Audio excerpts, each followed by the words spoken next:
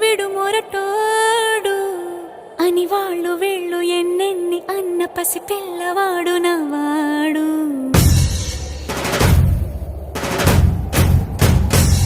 విడు ముండోడు అని ఊరు వాడ అనుకున్న గాని మహారాజు నాకు నవాడు.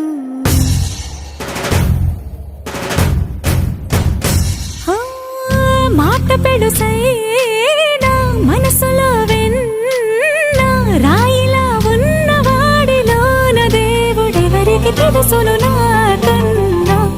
సూసేకి అగ్గిరవ్వ మాదిరి